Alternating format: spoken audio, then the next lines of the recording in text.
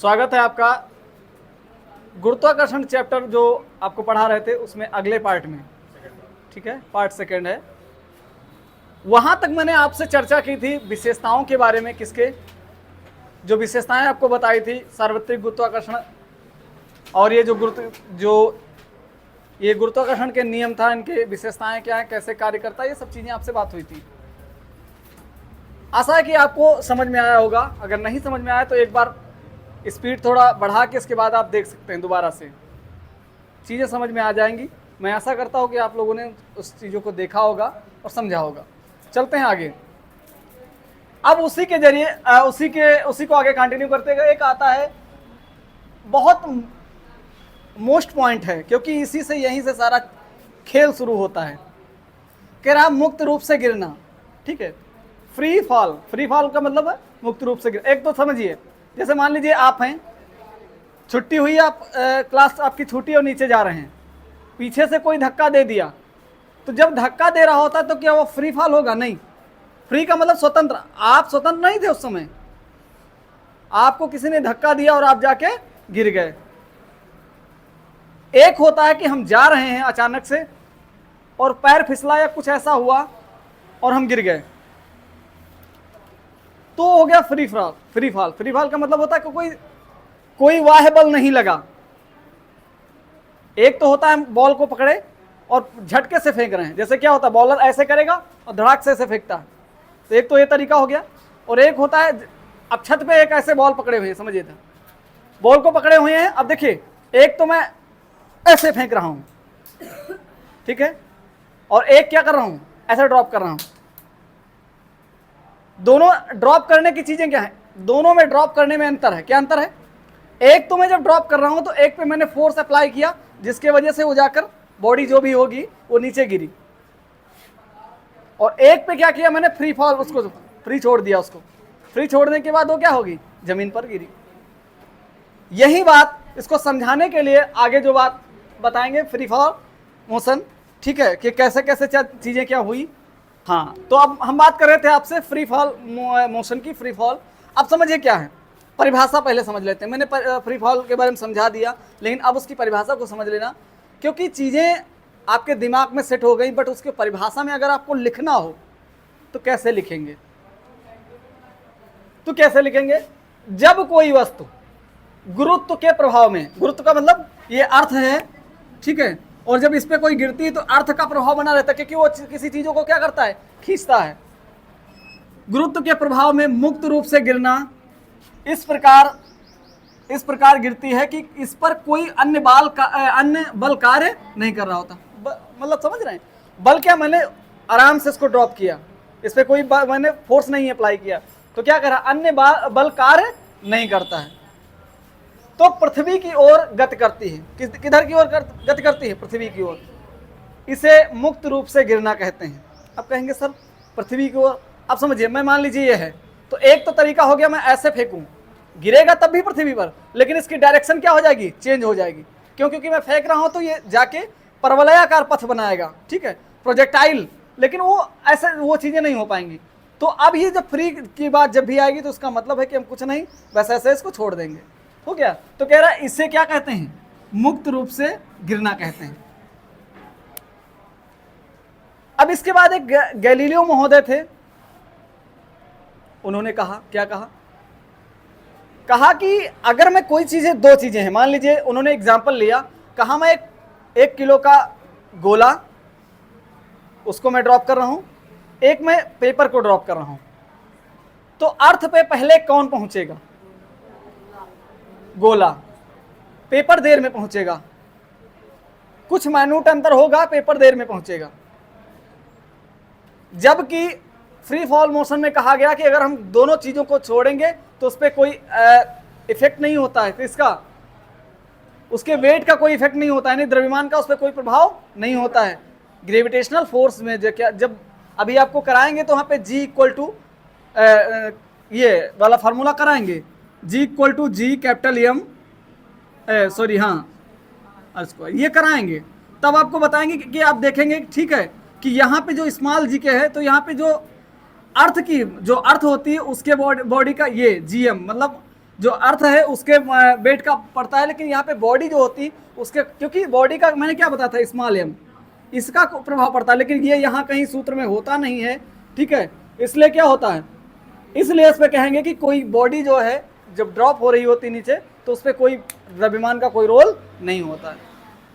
अच्छा, जब ये बात कही गैलीलियो महोदय ने क्या कहा, गैलीलियो महोदय ने कहा कि जब कोई वस्तु हम एक साथ छोड़ते हैं तो एक ही साथ पृथ्वी पर पहुंचेगी।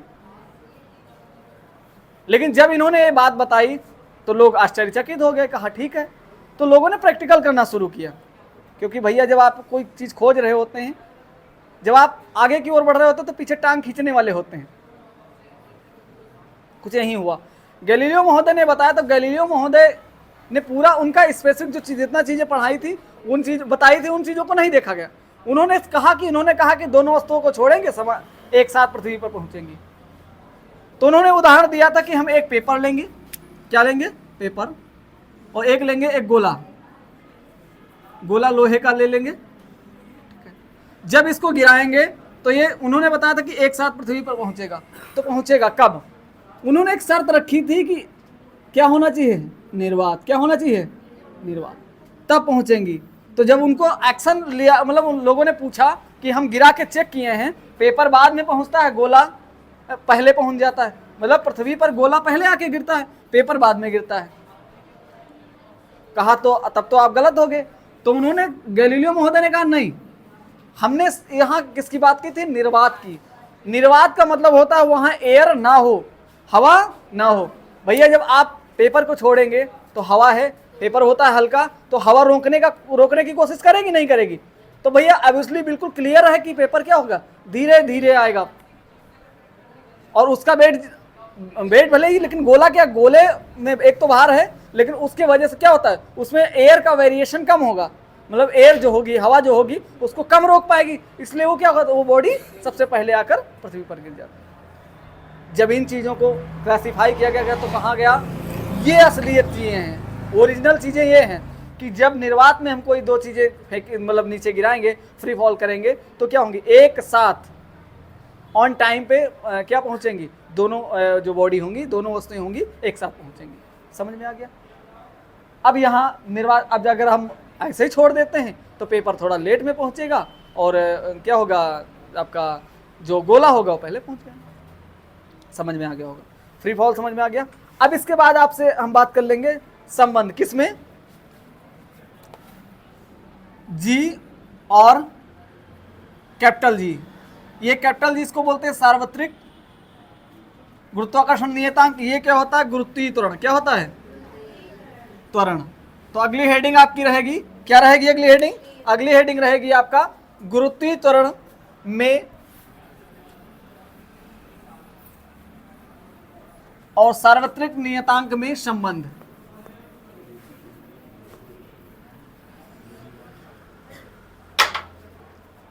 क्या है हेडिंग अगली, अगली हेडिंग है आपकी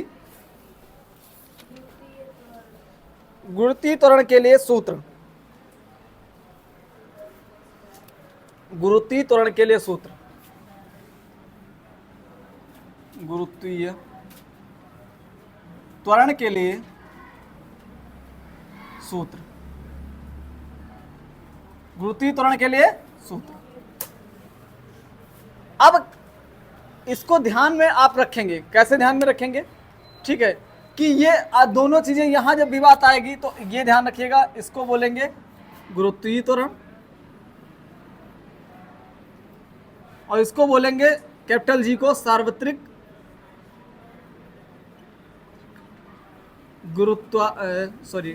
गुरुत्वाकर्षण नियतांक। जहां शब्द नियतांक लग जाता है इसका मतलब हो जाता है फिक्स है, इसकी वैल्यू क्या है, फिक्स है, नॉट चेंजेबल। बट इसकी जब भी बात आएगी इसकी, तो मैंने बताया था कि जब आप पोल पे जाते हैं तो वहां पे क्या होती, पोल पे इनकी जो है वैल्यू होती है वो चेंज होती रहती। पोल पे जाएंगे क्या होगा, बढ़ेगा, जैसे आप अर्थ पे आते हैं तो क्या हो जाएगा, घटेगा। क्यों, क्योंकि वहां रेडियस कम होती जाती है, इसलिए क्या हो जाता है, बढ़ जाता है। इसके बारे में मैंने समझाया भी था, ठीक है। ध्यान दीजिए, अब ये आपको दोनों चीजें समझा दी हैं ताकि आपको, तो लिखेंगे माना पृथ्वी का द्रव्यमान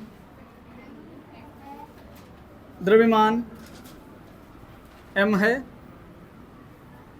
तथा पृथ्वी की त्रिज्या कितनी है, r है। पृथ्वी की त्रिज्या r है, कैपिटल R है। पृथ्वी की त्रिज्या कैपिटल R है। अब आते हैं इसके बाद लिखेंगे तब। अब जब आपको मैंने पढ़ाया था F इक्वल टू क्या होता है G, फिर क्या होता है capital M small m upon R square. अच्छा ये m क्या है, स्मॉल m क्या है, स्मॉल m होता है कोई भी बॉडी है उसका वेट, और ये क्या है अर्थ का वेट, ठीक है, किसका है अर्थ का वेट। तो ये पहली क्वेश्चन हो गई। सेकेंड क्वेश्चन आपको पता होना चाहिए, ठीक है, F बराबर mg, क्या होता है mg, F बराबर फोर्स, आपको याद होगा मैं उससे इसको डिफाइन कर रहा हूं, F इंटू ए। लेकिन जब ये किसी भी बॉडी के द्वारा लगाया गया फोर्स की बात करेगा, वो भी पृथ्वी पर, तो ये ए जो होता है वो किस में कन्वर्ट होता है जी। तो क्या लिखेंगे F इंटू एम जे जी, ए क्या हो गया सेकेंड। अतः क्या लिखेंगे फर्स्ट और सेकेंड से। अब जरा देखो ये दोनों इक्वल हैं, तो क्या F की जगह पे F जो है इसकी जगह पे क्या मैं ये रख सकता हूं, क्यों, क्योंकि भैया जब ये बराबर है, ये जब इसके बराबर है तो हम F की जगह पे इसको रख सकते हैं, जो है इसको F की जगह पे रख देंगे। तो mg बराबर g capital M upon R square m। अब भैया ये एक जैसे दिख रहे हैं तो क्या करेंगे, क्या आएगा g equal to g capital M upon R square. चलिए नोट डाउन कर लीजिए इसको, ठीक है, नोट डाउन करिए, तब तक हम आपको वेट कर रहे हैं आपका, नोट डाउन करिए।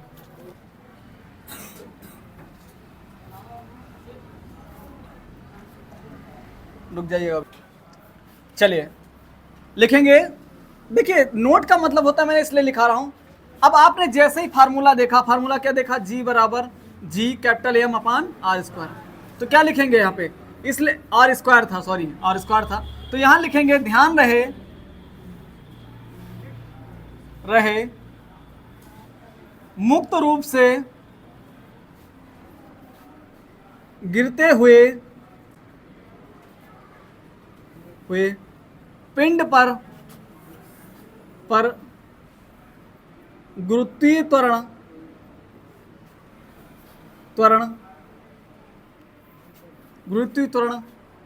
में पिंड के द्रव्यमान का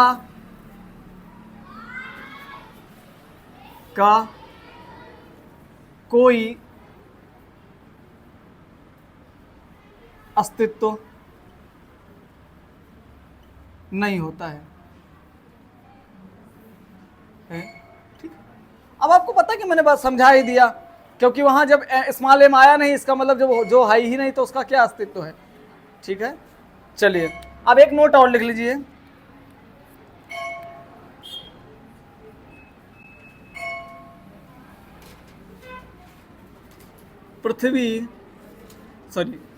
चंद्रमा पर, ये केवल डायरेक्ट क्वेश्चन पूछता है, चंद्रमा पर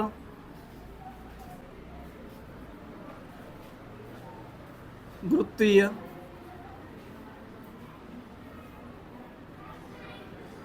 त्वरण बराबर क्या होता है, 1/6 पृथ्वी पर गुरुत्वीय त्वरण। बेटा समझ पा रहे हैं, इसका मतलब क्या कह रहा है जी।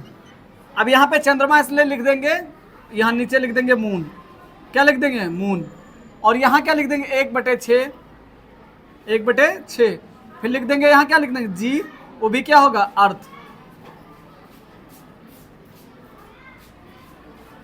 ठीक है बेटा, जब भी कोई तुमसे पूछे तो बता देना है कि अगर जैसे हम जाएंगे कहाँ पे, चंद्रमा पे, तो हमारे यहाँ अगर गुरुत्वीय त्वरण कितना है 6, तो वहां कितना हो जाएगा 1, मतलब 1/6 है। समझ गए, इतना लिख दीजिए। अब इसके बाद अगली हेडिंग आपकी है कि मुक्त रूप से गिरते हुए पिंडों की गति, मुक्त रूप से गिरते हुए पिंडों की गति। ठीक है, चलिए हम अगला शुरू करते हैं, मुक्त रूप से गिरते हुए पिंडों की गति।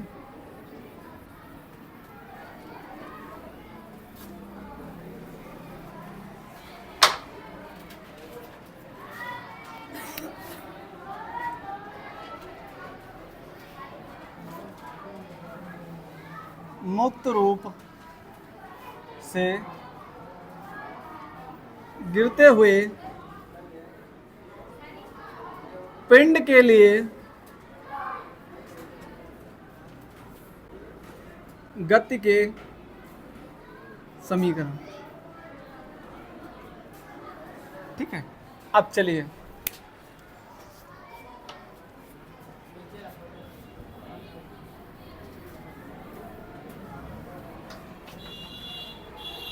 बेटा ध्यान दीजिए, कुछ नहीं करना है, केवल आप ध्यान देते रहिए। इधर मैंने गति के समीकरण में पहला समीकरण लिखाया था v बराबर u प्लस ए टी, फिर दूसरा मैंने लिखाया था s बराबर U T plus half A T square. क्या लिखाया था? Half A T square.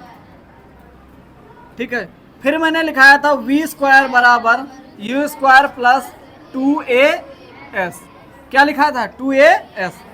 फिर मैंने लिखा था जहां a क्या है? गुरुत्वीय त्वरण, सॉरी त्वरण है। क्या है? त्वरण है। अब आता है, ये तो हो गया जब त्वरण क्या है? a। अब यहां लिखेंगे जब गुरुत्वीय त्वरण आरोपित हो। बेटा यहां आता है कि सर यहां माइनस करें या प्लस करें, उसके लिए बहुत गौर से जो समझेगा वो समझ जाएगा। ठीक है, इसकी 2 कंडीशंस हैं। जब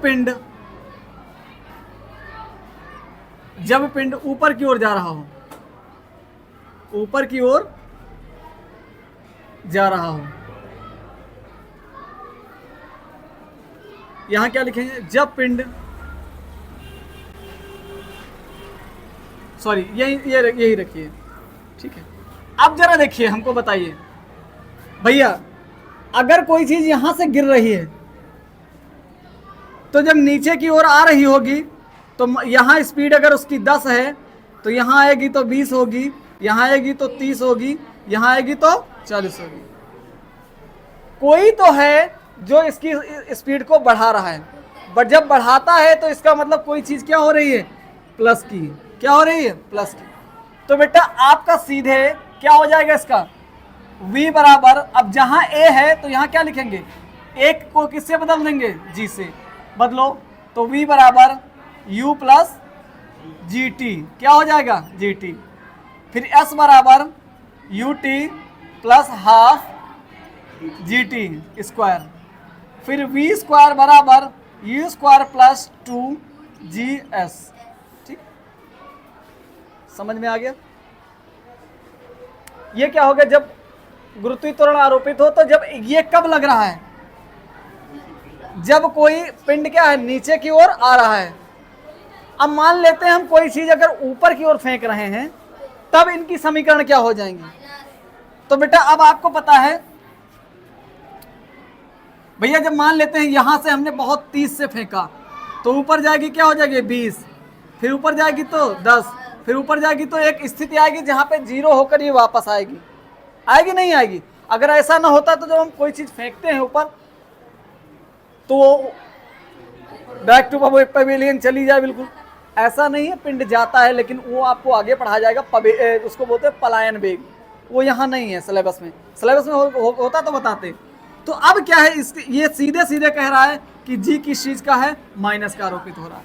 यानी तो आप क्या लिखेंगे? v बराबर u माइनस जी टी हो जाएगा, s बराबर U T minus half G T square, v square बराबर यू स्क्वायर माइनस 2GS। ये नोट कर लो इतने। फिर इनके फायदे बताएंगे कैसे कैसे चीज़ें क्या हुई हैं, कहाँ कहाँ आगे चले हैं। ध्यान रहे, थोड़ा छूट गया था, ध्यान दीजिए। जब यहाँ लिखेंगे जब पिंड नीचे की ओर आ रहा हो, और आ रहा हो, ठीक है, तो इसको हम लिख देंगे ए को किससे बदल देंगे, जी से, ठीक है। और अगर पिंड ऊपर ऊपर की ओर जा रहा है, ऊपर की ओर जा रहा है, तो ए को किससे कन्वर्ट कर देंगे, माइनस जी से, ठीक है।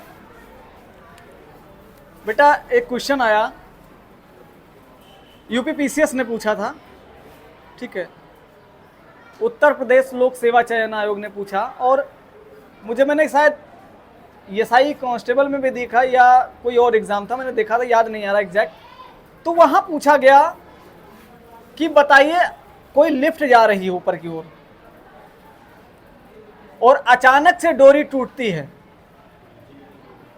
तो जब लिफ्ट नीचे की ओर आ रही होगी, ठीक है, तो बताइए जिस समय जब नीचे बिल्कुल फ्री फॉल, उस समय उस बैठे अंदर उस व्यक्ति को उसका भार जो होगा क्या महसूस होगा। इस क्वेश्चन को मैं आप लोगों पे छोड़ता हूं, आप लोग कल बताएंगे, ठीक है।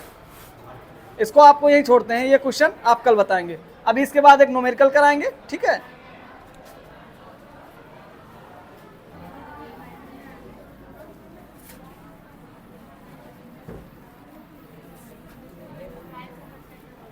रमेश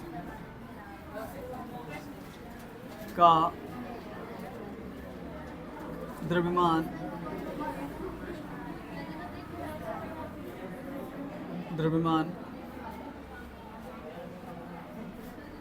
10 किलोग्राम है।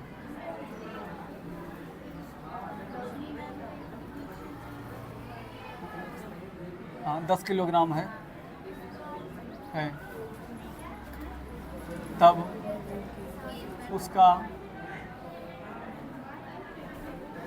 1 मिनट रुक जाना, गलत हो जाएगा, 49 किलोग्राम रखें, 49 किलोग्राम है, 49 किलोग्राम ना 98 रखो, 98 किलोग्राम है। तब इसका पृथ्वी पर इसका द्रव्यमान, सॉरी द्रव्यमान नहीं रखो, भार 98 किलोग्राम है। यदि रमेश को चंद्रमा पर ले जाया जाए, चंद्रमा पर ले जाया जाए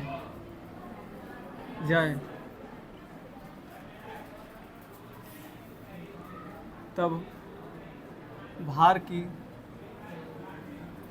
गणना कीजिए तथा रमेश का द्रव्यमान भी बताइए।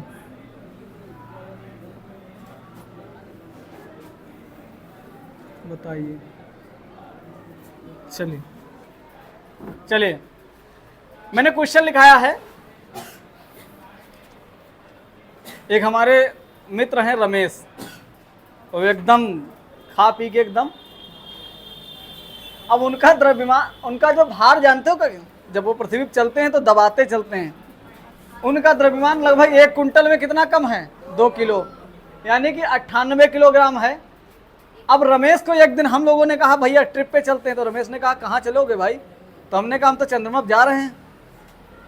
तो रमेश ने कहा हमको भी ले चलो। अच्छा चंद्रमा पर जब पहुँचो तो वहाँ वजन के हिसाब से पैसा पड़ता है, तो हमने कहा यार इनको ले जाएंगे, 98 किलोग्राम के हैं तो वजन ज़्यादा होगा, तो हमने कहा पहले से कैलकुलेट कर लेते हैं कि इनका भार वहाँ कितना होगा, उस हिसाब से उनको पैसा देंगे हम। वहाँ जो अंतरिक्ष यात्री जो जाते हैं तो उनको टहलाने के लिए, ये कल्पना कर रहे हैं, ठीक है, वहाँ है कोई नहीं, समझिए मेरी बात को। तो चंद्रमा पर ले जाया जाए, तो भाई रमेश राजी हो गए, हम पैसा दे देंगे जितना बनेगा हमारा।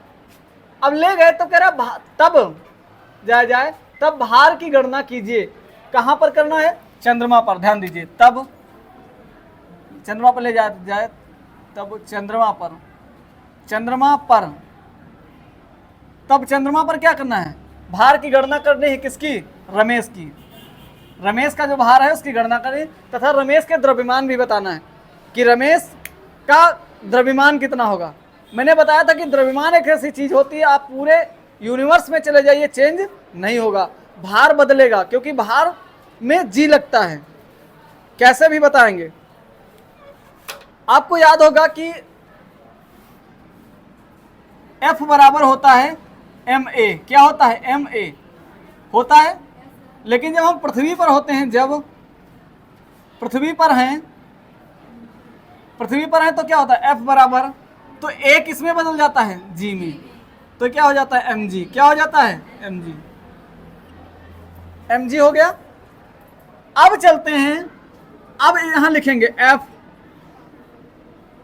m मैंने क्या लिख दिया, अब मून, इसका मतलब क्या हो गया, मून। अब मून पे चलेंगे तो m g का मान मैंने क्या बताया था, g मून बराबर 1/6, g क्या होता है, अर्थ, यही तो होता है। अच्छा मून पे क्या होगा बताओ, अरे चलो पहले यहीं कर लेते हैं, यहीं पे। अब F बराबर क्या है, इनका कितना है टोटल 98, कितना है 98 बराबर m, तो g का मान कितना आता है, g का मान आपको पता है कितना, 9.8 मीटर प्रति सेकेंड स्क्वायर, क्योंकि मैंने लिखा दिया था कि g का मान होता है 9.8 मीटर प्रति सेकेंड स्क्वायर, ये मैंने बताया था। तो अब रख दीजिए 9.8, ये इधर गुणे में इधर आएगा भाग में, तो हम लिख सकते हैं m बराबर 9.8 भाग कर, सॉरी 98 भाग 9.8, यहाँ से हटेगा यहाँ आ जाएगा, तो कितना आ जाएगा 10 किलोग्राम, मतलब उनका 10 ही किलोग्राम के हैं द्रव्यमान। तो क्या लिखेंगे, अतः रमेश का द्रव्यमान, रमेश का द्रव्यमान कितना हो गया, 10 किलोग्राम, कितना आ गया 10 किलोग्राम। अब चलते हैं चंद्रमा पर भार की गणना करते हैं, तो F बराबर यानी कि F मून, अब इसको लिखेंगे एक, क्या लिखेंगे m। अब जब मून पे आ गया तो इसका मतलब 1/6, क्योंकि अब यहां जब मून है तो g भी किसका लगेगा, एक्सेलरेशन किसका लगेगा भाई, मून का किसका लगेगा, मून का। अब आपको पता है कि अगर आपको और एक किसमें बदल गया तो मून बराबर क्या होता है 1/6 g अर्थ, तो लिख देंगे, क्या लिखेंगे, F ऑन मून बराबर m, तो m कितना आ गया है 10 गुणे, अब 1/6, क्योंकि 1/6 फिर है g, अब g का मान आपको पता है कितना है 9.8, कितना आ गया 98/6, 98 को भाग करो 6 से, 6 कम 6, कितना बचा 3, 6 छाक 36, कितना बचा 2, 6 तिया यानी कि 3, कितना आ गया 16.33, ठीक है।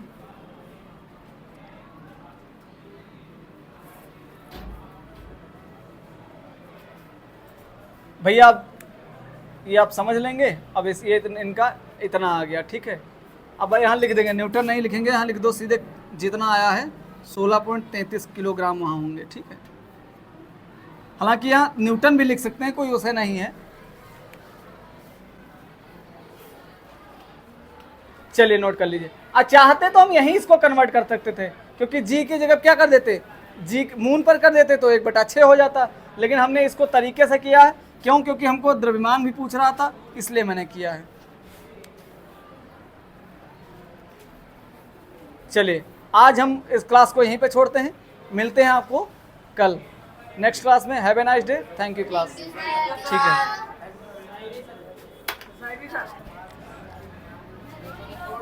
ए बाबू एक बात समझी, हाँ ढंग से पढ़बू तो पढ़ाईबू हम, समझी कि ना? एक बात समझ लिहा, तू जितना पढ़ाईबू, तू जितना पढ़बू हम उतना पढ़ाईबू, वो से भागल ना है। और गलतियां से कहीं ये चीज़ ना याद करी तो ये समझ लिहा हम मास्टर पागल ना हैं। चलिए।